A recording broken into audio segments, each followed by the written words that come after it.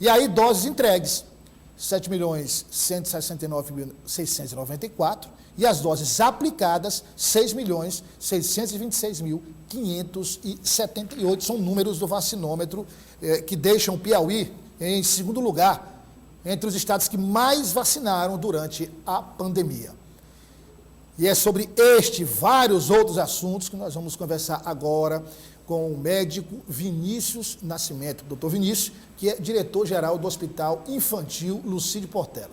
É membro do COI também. Vamos falar sobre Covid-19, vamos falar sobre telemedicina e as novidades do Hospital Infantil Lucídio Portela. Não vou chamar diretor, chamar doutor Vinícius, fica melhor. Obrigado pela sua presença, doutor Vinícius. Fazia tempo que a gente queria a sua participação para tratar desses assuntos com os nossos telespectadores. É um grande prazer estar aqui, né? A gente ter essa conversa sobre saúde, sobre Covid, sobre a expansão da saúde pediátrica, né? Isso é muito importante para a gente. E aí, abrindo aqui um parênteses, inclusive, para dizer que eu, particularmente, sou admirador do seu trabalho como médico, como administrador do Hospital Infantil. Há muito tempo eu acompanho e acompanho os resultados e sou admirador do trabalho do doutor Vinícius. Vamos começar, doutor Vinícius, com o COI.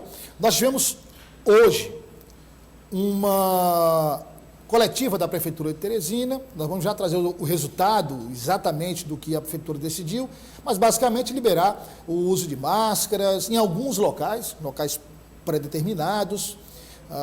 Nós estamos ainda já no final, mas estamos ainda no surto da Ômicron, que assustou todo mundo. A gente estava num período de estabilidade, de repente explodiu o número de casos, e também as mortes aqui e acolá subiam. E eu queria saber do senhor, como membro do COI, qual é, doutor Vinícius, a real situação do Piauí em relação a esta onda causada pela Ômicron? Nós temos feito, a gente faz avaliação por semana epidemiológica, né? Então a gente vai avaliando de tempos em tempos para ver como é que está se comportando a internação, o número de vagas. Porque quando você tem o número de casos... Público e privado, você controla todas as vagas, né, que existem. Então você tem inicialmente, quando você vai ter uma onda, você inicia, o número de casos vai ter uma crescente, depois o número de internações aumenta e aí sim você tem um reflexo no número de óbitos. O que a gente tem observado? Que o número de internações, o número de casos positivos, ele está em queda. E isso é um bom sinal, porque a gente tem uma vacinação muito avançada, que você acabou de mostrar os números, né? O Piauí está à frente de todos os estados, só fica às vezes atrás de São Paulo, que é o produtor de vacina. Tem o Butantan, né? lá. Afinal de contas, é lá que está produzindo, né? E aqui o estado do Piauí ele tem avançado bastante. A sensação e as avaliações que estão sendo feitas de forma criteriosa, que aí é epidemiologista que faz essa avaliação, faz a parte de leitura numérica, é favorável a gente começar a ter um maior relaxamento nas atividades. Abertura de atividades que ainda tem alguma restrição, começar a liberar mais, e está sendo conversado sobre essa possibilidade do não uso obrigatório de máscaras em ambientes abertos, em ambientes que têm um controle maior, digamos assim, da transmissibilidade. Nós podemos dizer, doutor Vinícius, que a Ômicron caminha para o final, esse surto da Ômicron caminha para o final, apesar de se falar aí dessa subvariante da Ômicron em alguns casos, mas ao que me parece, eu ouvi falar, mas não vi mais nada sobre. Quer dizer, parece que não prosperou muito como a própria Ômicron. O que a gente tem que apostar é realmente na imunização. Eu acho esse é o caminho. Esse é o que tem sido demonstrado no mundo inteiro, que é onde você aumenta a imunidade da população com a utilização de vacinas, você vai ter um controle melhor. Então, para a gente não ter essas crises de onda o tempo inteiro, nós temos que nos manter vigilantes e seguir todas as normas do Programa Nacional de Imunização. Se o Ministério da Saúde determina que haja vacinação, nós temos que ser rigorosos e estimular a população a ir tomar essas vacinas. Como é que controlou a gripe?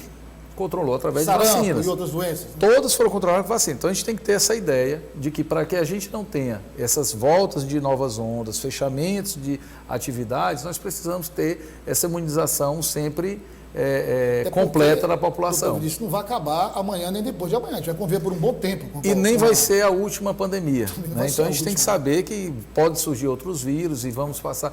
O que muda com o Covid é que a gente aprendeu a ter um controle maior e a população já passa a entender os mecanismos da forma de barrar. Né? Você vê que quando começou a ter agora esse aumento, a população naturalmente ela já se diminui o fluxo, recolhe, sem muita pressão ela já diminui esse fluxo. Né? Então isso é importante, a conscientização, a educação e a disponibilidade de vacinas. Então, Vinícius, os indicadores, os números são já, digamos, já caminham, já são suficientes para se pensar realmente nessa mudança de classificação de pandemia para endemia? Às vezes é muito precoce, porque você vê que de dezembro para cá muda, em 2 meses você tem uma mudança muito rápida, né?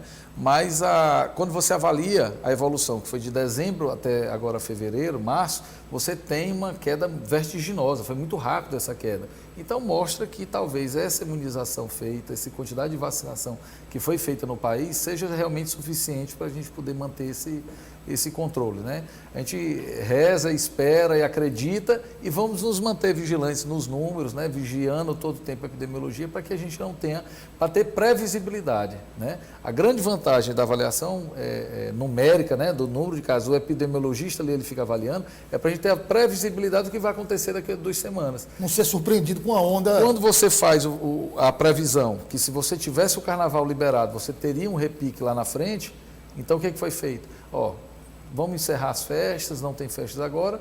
Por quê? Porque você já estava numa queda de casos, você evitou a aglomeração, então a gente vai continuar numa tranquilidade futura. Se tivesse havido carnaval, agora nós estaríamos colhendo arrependimento. Grande chance da gente ter tido aumento de contaminação e daqui a 15, 20 dias ter aumento no número de casos positivos, aí depois internação e novamente o número de mortes. Doutor Vinícius, o senhor, como diretor do Hospital Infantil Dr. Lucídio Portela, tem essa polêmica envolvendo a vacinação de crianças. O mesmo movimento de vacina que atua com os adultos, atua também com as crianças. Nesse caso, o pior, colocando medo nos pais e que criança que apresentou um problema de infarto, um jovem, um adolescente, se foi atribuído à vacina. Aí eu queria um testemunho do senhor, como diretor do Hospital Infantil Lucídio Portela, a importância da vacinação também para a criança. O Hospital Infantil Lucídio Portela, ele é onde tem o Centro de Especialidade de Vacinação do Estado. Então, o CRI, né, um lugar que são de vacinas especiais, são as vacinas que são mais raras, elas estão guardadas no hospital infantil hoje. E a nossa chefe da vacina, que é a doutora Lorena, ela faz parte do grupo que acompanha as reações vacinais, ela faz parte do grupo que estuda no Brasil essas reações tidas ou de outras vacinas ou também da Covid, né, e ela indica totalmente a vacinação das crianças. Por quê? Mesmo nos casos que foram relacionados a ter uma alteração, algum efeito, uma miocardite, foram menos graves do que as sequelas deixadas pela criança que positivou e agravou pelo Covid. Usando uma linguagem assim mais de economia, a relação custo-benefício aí não tem o que dizer, né? Não tem. Já tivemos vários debates sobre isso, já tivemos várias conversas no hospital e em rede social, tivemos várias conversas também com os núcleos de pesquisa que acompanham a vacinação pediátrica e todos são favoráveis, todos indicam o que a gente faz. Então, o Hospital Infantil, ele segue as orientações do Ministério da Saúde, ele segue as orientações das sociedades que cuidam da saúde pediátrica e indica realmente a vacinação pediátrica. Então, Vinícius, eu queria falar com o senhor também sobre política daqui a pouco, mas antes eu queria falar de um assunto que é muito importante para todo o estado do Piauí, telemedicina. Essa é um tema que ele vem sendo evoluído, né? A telemedicina ela surgiu, ficou mais claro agora no Covid, né? Ficou mais próximo da sensação da população. Mas a gente já usa a telemedicina no estado em UTIs, né? A gente já tem UTIs. A descentralização da UTI no estado do Piauí, ela só foi possível com o uso da telemedicina. Porque a gente começou a ampliar centros no interior e passamos a ter link com hospitais de excelência em São Paulo e fazendo essa comunicação. A telemedicina, ela surge... Só um detalhe, desculpa a interrupção, doutor Vinícius. Como é essa interligação? Quer dizer, alguém faz uma cirurgia, uma junta médica, como é que é? Não, são as conduções de caso. Você imagina que um paciente teve um infarto grave lá numa região remota, que não tem, ali, por exemplo. Que não tem, não, vamos mais longe, né? Vamos para cabeça no tempo, por exemplo. Que não tem especialista naquele local. A telemedicina, o que ela faz? Ela automaticamente traz o profissional que está lá na ponta, o médico generalista, ele em contato com o especialista em cardiologia, em infarto agudo do miocárdio, que vai dar todas as orientações para ser aplicada a técnica correta naquele paciente. Então a telemedicina, ela surge como, ela revoluciona, ela aproxima e ela descentraliza a saúde. A gente tem que olhar a telemedicina como uma ferramenta. Ela não é a grande solução, mas ela é uma ferramenta para que a gente descentralize. Então, Vinícius, ela está ou vai estar presente em todo o Piauí? Ela já acontece em alguns centros e a ideia é que a gente faça realmente essa ampliação em toda a rede. Dentro do projeto da descentralização, por exemplo, da cirurgia pediátrica, que é um grande marco da história do Piauí, o secretário Florentino agora abriu o serviço lá em Parnaíba, com equipe fixa. Como é que a gente fazia antes? Nós fazíamos itinerante, né? A equipe do Hospital Infantil ela rodava nos centros fazendo esses procedimentos. Agora não, nós temos equipes lá em Parnaíba. Só que lá em São Raimundo Nonato a gente ainda não tem.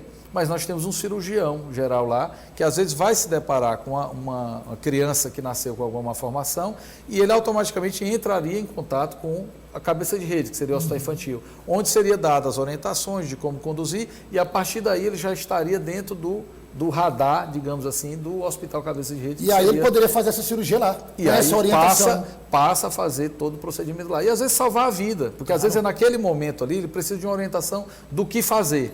E esse contato com o especialista, ou subespecialista, né, ele termina orientando e resolvendo. Então, a telemedicina, ela vai ficar, ela vai ser expandida, ela só tem que ser agora modulada da forma correta para que ela tenha realmente um efeito maior.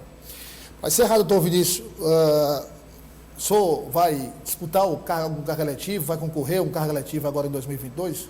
Douglas, a gente tem uma história, né, nosso infantil, eu sou servidor da casa e tenho 7 anos de gestão. E esse contato, né, do hospital, como a gente já tem 224 municípios, sempre tem como tem 7 anos, né, de gestão, cria um vínculo com as cidades. Grande, né? Então é natural que num período desse eleitoral, né, que as coisas estão começando a ter um caminhamento com a política, comecem a surgir os nomes. E o nome da gente sempre foi colocado como uma possibilidade. Né? Isso a gente está conversando com o governo, conversa com os amigos, principalmente com a família, porque é um passo, né, muito grande, mas que a gente sempre está disponível a ajudar a sociedade.